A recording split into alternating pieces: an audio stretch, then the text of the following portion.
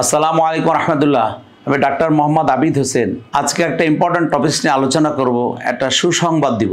সুসংবাদটা হলো, আমি প্রায় 10টা বছর ধরে মেহনত করে একটা বই লিখেছি মানে সিরাতে রসুল আকরাম সাল্লাল্লাহু আলাইহি সাল্লাম, নবীজির জীবনী। বইটার নাম দিয়েছি নবী মোর পরশমণি। এই বইটা এখন বাজারে এসে গিয়েছে। আমার ভাই বোনদের কাছে নিবেদন যে বইটা আপনারা পড়বেন, আপনাদের আত্মীয় স্বজনকে হাদিয়া দিবেন, ছেলে মেয়েদেরকে পড়াইবেন, এবং বিশেষ করে যারা হজ যাত্রী তাদের প্রত্যেকেই এই বইটা পড়বেন এবং এই বইটা থেকে অনেক জ্ঞান অর্জন করে জীবন চলার পথে অনেক আপনাদের সাহায্য করি হবে। যেমন হুজুর সাল্লাল্লাহু আলাইহি সাল্লামের জীবনী কারো বানিয়ে লেখা বা বাড়িয়ে লেখা, কমিয়ে লেখার কোনো সুযোগ নাই। ঠিক একইভাবে যে আল্লাহ পাকও ওনাকে এমন করে দিয়েছিলেন যে আল্লাহ পাকের ইচ্ছাধীন ছাড়া হুজুর সাল্লাল্লাহু আলাইহি সাল্লামের জীবনেরও কিছু নাই। এই জন্য এই ঘটনা যত আমরা জানবো এবং হুজুর সাল্লাল্লাহু আলাইহি সাল্লামের জীবনী যত জানবো, তত বেশি সাহাবায়ে কেরামরা জীবনের সাথে হুজুর সাল্লাল্লাহু আলাইহি সাল্লাম কি ব্যবহার করেছিলেন, কুরআন পাকের বাস্তব নমুনা কি ছিল এবং আমাদের জীবন চলার পথ কেমন হবে, এগুলো জানতে আমাদের অনেক সহজ হবে এবং অনেক ক্ষেত্রে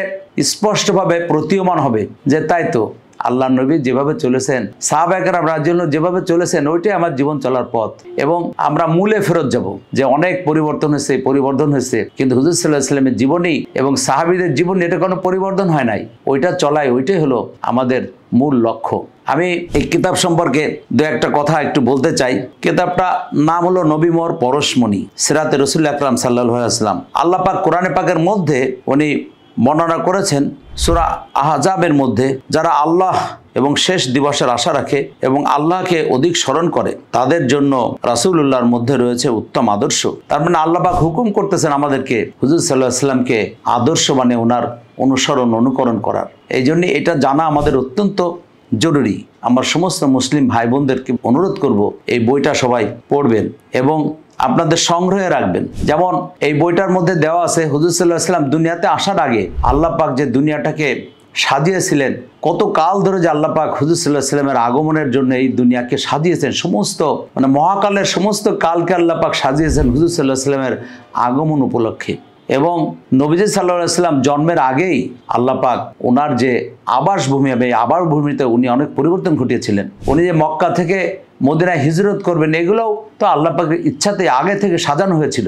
যেদিন উনি জন্মগ্রহণ করেন তার 52 থেকে 54 দিন আগের একটা ঘটনা আমি একটু আলোকপাত করতে চাই।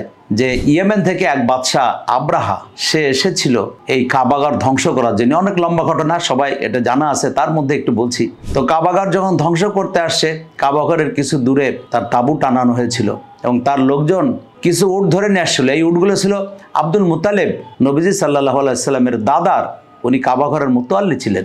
200টা উট ধরে নিয়ে আসছিল। তো তখন যে আব্দুল মুত্তালিব, উনি, ওনার ছেলে আব্দুল্লাহ এবং হুজুর সাল্লাল্লাহু আলাইহি সাল্লাম, এই 3 জন ব্যক্তি, পিতা, পুত্র এবং দাদা, এনারা ছিলেন সত্যবাদী। তো উনি গেছেন, আব্দুল মুত্তালিব আব্রাহার কাছে গেছে, যাই বলছে যে তোমার লোক আমার উট নিয়ে আসে ধরে, আমি উটগুলো নিতে আসছি। তো তখন আব্রাহা বলছিল যে আমি তো আপনাকে বুদ্ধিমান মনে করতাম, যে আপনি জানেন আমি কি জন্য আসছি, কাবাঘর ধ্বংস করার জন্য আসছি, সে কথা না বলে আপনি আপনার উট চাইতে আসেন। তো তখন আব্দুল মুত্তালিব, এই সত্যবাদী ব্যক্তি, উনি বলেছিলেন যে আমি এই উটের মালিক, আমি উট চাইতে আসছি, এই নিশ্চয়ই এই ঘরেরও একজন মালিক আছে, সে এটা রক্ষা করবে। তো এই কথাটা আব্রাহা পছন্দ করেছিল না এবং সে একটু রেগে যেয়ে বলছিল দেখবো কে রক্ষা করেন। তো তখন উটগুলো নিয়ে যখন আব্দুল মুত্তালিব, নবীজির দাদা, উনি যখন চলে আসলেন, এসে উটগুলো উনি সৎকা করে দিলেন কাবা ঘরের সম্মানার্থে এবং উনি সমস্ত লোককে বললেন তোমরা পাহাড়ে উঠে চলে যাও।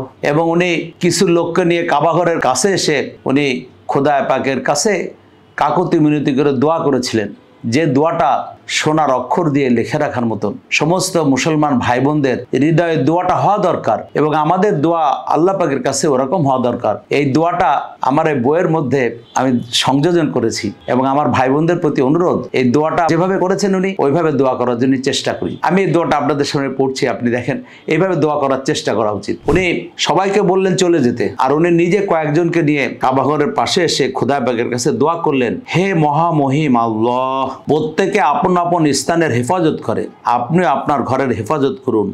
ক্রুশ ও ক্রুশের পূজারীদের মোকাবেলায় আজ আপনি আপনার অনুসারীদের সাহায্য বিজয় দান করুন। অবশ্যই তাদের ক্রুশ ও তাদের কোনো কৌশলই আপনার কৌশলের উপর বিজয়ী হতে পারবে না। তারা বিপুল সেনাবাহিনী ও হাতির বহর নিয়ে এসেছে আপনার ঘরের লোকজনকে বন্দি করার লক্ষ্যে। তারা আপনার অসীম ক্ষমতা ও মর্যাদা সম্পর্কে বেখবর, আপনার সম্পর্কে তারা কোনো ধারণাই রাখে না। তাই আপনার এই হারাম শরীফ ও পবিত্র স্থান ধ্বংস করার মানুষে তারা এখানে এসেছে। এই পর্যন্ত দোয়া করে উনি সঙ্গী সাথীদেরকে নিয়ে উনি পাহাড়ে উঠে গেলেন। তো তখন দেখা গেল যে দূর থেকে একখণ্ড মেঘ আসছে। ওই মেঘ আসলে মেঘ ছিল না, ওই মেঘটা ছিল আবাবিল পাখির ঝাঁক, ছোট ছোট পাখি। আমাদের দেশে যেমন চড়ুই পাখি আছে, দোয়েল আর চড়ুই পাখির মাঝখানে সাইজ, এরকম পাখি ছিল। ওই পাখিটা 3টা করে কঙ্কর এনেছিল।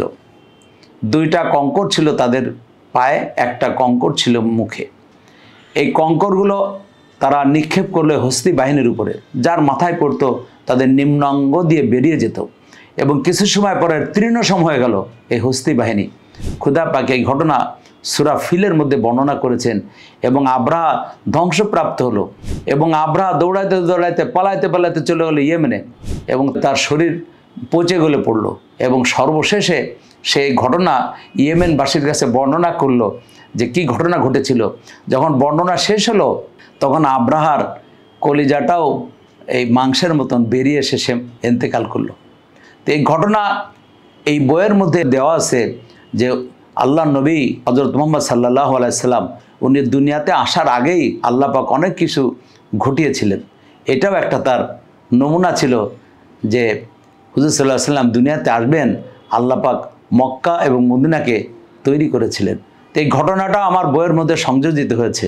তা আমার ভাই বোনদের কাছে অনুরোধ, এইভাবে দোয়া করা আমরা শিখি, সবসময় আল্লাহ পাকের কাছে এইভাবে দোয়া করে আল্লাহ পাকের সাহায্য আমরা নেওয়ার চেষ্টা করি।